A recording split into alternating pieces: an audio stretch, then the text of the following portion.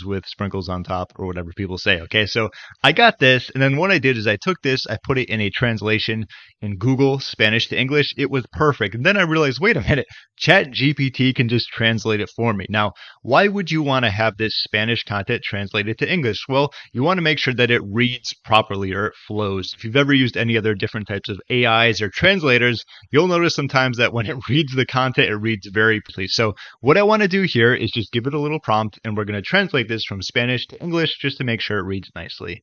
All right, so translate the previous content from Spanish to English. Enter.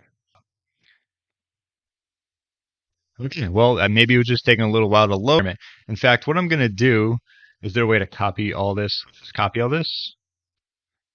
I'm going to paste this to just translate what we wrote. And like I talked about, you might want to do that just to make sure that it reads nice.